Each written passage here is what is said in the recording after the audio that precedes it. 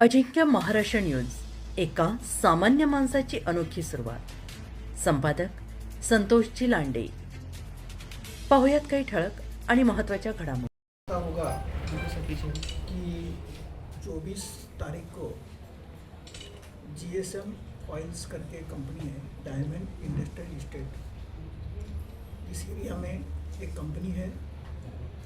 उस कंपनी में मोहन सिंह परमार और सागर भानुशाली, ये दो पार्टनर्स हैं. और भी कोई पार्टनर्स है, लेकिन ये मेन पार्टनर्स तो कंपनी चला रहे थे.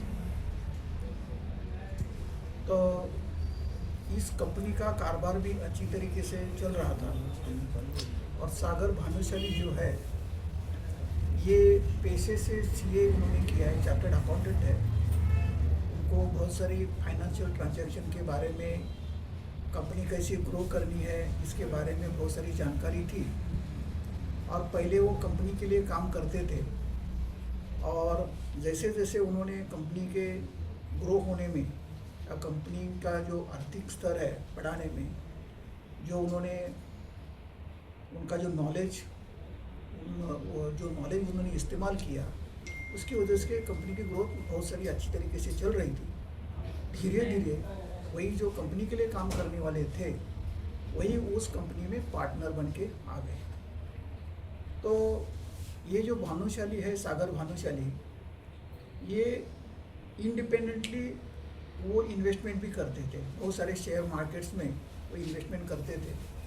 जैसे वो इन्वेस्टमेंट करने लगे, तो उसी दौरान उनको शेयर मार्केट में लॉस आ गया. शेयर मार्केट में लॉस आ गया, ऐसे उनका वर्जन है.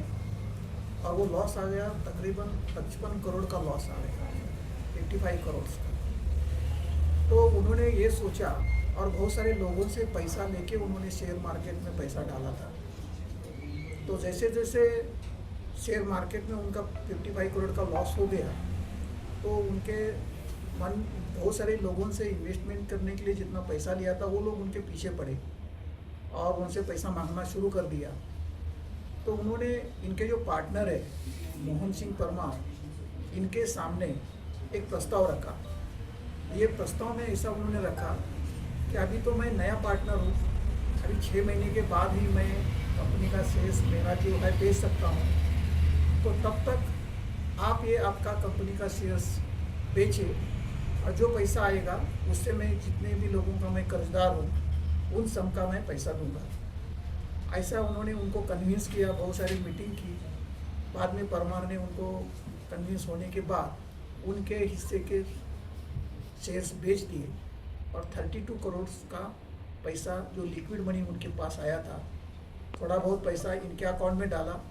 और बहुत सारे कर्जदार जो भानुशाली था, इसके अकाउंट में उन्होंने कैश या पैसे से, लिक्विड पैसे से उनको कर्जा चुकाया. जैसे जैसे वो काम शुरू हो गया, लेकिन इनका ये था कि इनका 55 करोड़ का लॉस हो गया था, और भी लोगों के पैसे देने थे.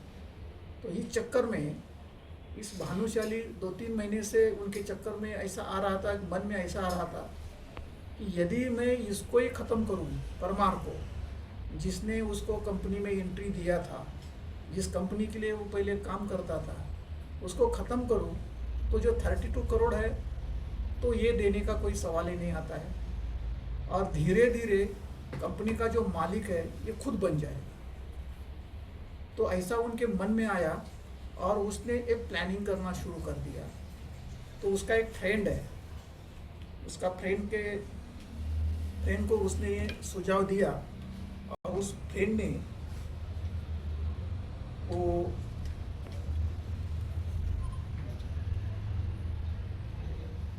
ये विजय कुमार प्रजापति विश्वकर्मा करके उनका एक फ्रेंड है, उनको उन्होंने मीटिंग किया. फिर उन दोनों, उनका भी ये पैसा देने वाला था, वो भी बोला कि ठीक है, हम इसको ख़त्म करेंगे तो मालिक बन जाएगा, तो मेरा भी पैसा मिल जाएगा. ऐसा करके, और उन्होंने पिस्टल कहाँ से लाना, शूटर्स कहाँ से लाना, इसका प्लानिंग किया. ये प्लानिंग करने के बाद पिस्टल लाने के लिए वो यूपी चले गए. तो ये जिसको पहले भेजा था वो वापस नहीं आया. फिर ये खुद चले गए पिस्टल लाने के लिए. तो पिस्टल उनको मिल गया। फिर बाद में उनको एक मोटरसाइकिल पे उन्होंने प्लानिंग किया था कि वो जो शूटर है उसको इधर इधर लाए, बॉम्बे में लाए ये लोग, और एक जगह दिखाई, खुद ये सागर भानुशाली ने उसको जगह दिखाई कौन से जगह पे जाके उसको शूट करना है, मारना है, जगह दिखाई। और उनको एक गाड़ी मोटरसाइकिल चलाने वाला एक लड़का चाहिए था, दूसरा एक लड़का भी उन्होंने अरेंज किया। उस लड़के को भी इसने इस कट में उनका जो भी कारस्तान चालू था प्लानिंग में उसको डाला।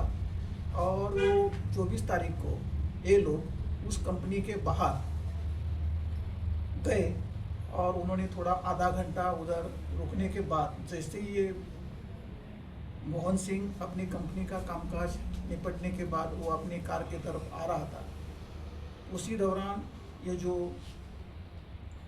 मेन जो सुजीत देवेंद्र भाई पांडे, ये जो मेन शूटर है, उसने उनको एक कॉल किया कि मोहन सिंह बोले, तो उनको लगा कि मेरा कोई नाम ले रहा है। जैसे उन्होंने उसके तरफ देखा वो पूरा उनके सामने ही चला गया और पॉइंट ब्लैंक एम से उसके ऊपर गोली मारी। लेकिन वो गोली सीधा चेस्ट में नहीं गई, चेस्ट के बाजू से गई और वो गोली अंदर ही फंस गई।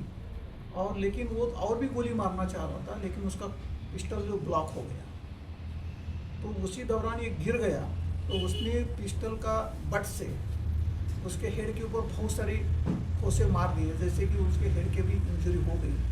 और जख्मी अवस्था में वो मोहन सिंह को ये रिद्धि विनायक करके हॉस्पिटल है नाला सोपारा, उधर के डॉक्टर ने भी बहुत कुछ मेडिकल अच्छी ट्रीटमेंट दी और आज के तारीख में उनका सब ऑपरेशन वगैरह सक्सेसफुल हो गया है और उनकी प्रकृति भी अभी आज बहुत सारी स्थिर है। ये जो जिन्होंने फायरिंग किया वो कौन से गैंग से जुड़े हैं? कंप्लीट ये जो सुजीत गैंग वगैरह अभी तक हम इसके बारे में, और उनकी प्रकृति भी अभी आज बहुत सारी स्थिर है। ये जो जिन्होंने फायरिंग किया वो कौन से गैंग से जुड़े हैं? कंप्लीट ये जो सुजीत गैंग वगैरह अभी तक हम इसके बारे में हम पता कर रहे हैं, लेकिन ये जो शूटर है जिसने गोली दागी थी उसको हमने अरेस्ट किया है। अभी ये जो लोग हैं ये यहाँ से जैसे शूटिंग करने के बाद जो मोटरसाइकिल से यहाँ से निकल गए, मोटरसाइकिल यहाँ वहाँ छोड़ दिया और वहाँ से वो भाग निकले अपने अपनी जगह। अभी इन्होंने ये प्रिकॉशन लिया था, जो मेन शूटर है सुजीत पांडे, उसने अपना मोबाइल यूपी में रखा था, ये बलिया का रहने वाला है। और जो दूसरा है जो गाड़ी चला रहा था अनूप, उसने भी अपना मोबाइल उसके साथ में नहीं रखा। दोनों ने भी ये कोशिश किया था कि कोई भी पुलिस इन्वेस्टिगेशन होने के बाद हम फ़ोन से किसी से बात नहीं करेंगे। फ़ोन ऐसे जगह पे रखे थे कि जैसे कि पुलिस इन्वेस्टिगेशन बात पता हो, किसी को भी भनक ना लगे, पुलिस हमारे तक न पहुँचे और हमको अरेस्ट न हो जाए। तो ये पूरा प्लानिंग करके वो अपने अपने एरिया में निकल गए, भाग निकले। लेकिन जैसा इन्वेस्टिगेशन चालू हो गया तो हमने यहाँ का जो जख्मी हो गया है, जो आदमी को गोली लगी है, उसके साथ उसका जो मोबाइल फ़ोन है और बहुत सारे लोग इसमें हमें जिसका भी संशय आता था, सबके फ़ोन, सबके जो भी टेक्निकल एविडेंस हमने कलेक्ट किया और उसमें हमें एक शक मिला, एक चिट्ठी मिली। जो जख्मी है उसके फ़ोन से इसका टेक्निकल जो महाराष्ट्र साइबर करके हमारा साइबर डिपार्टमेंट है, वहाँ पूरा टेक्निकल एनालिसिस करने के बाद कोई चिट्ठियाँ उसमें मिली फ़ोन से और वहाँ से हमारा टारगेट फिक्स हो गया। उसी दौरान हमने सीसीटीवी जितने भी थे सबका डाटा निकाला था, वहाँ से भी हमने कोशिश किया। फिर जो मोबाइल फ़ोन का जो डेटा मेटा डेटा है वहाँ से भी हमने कोशिश किया है।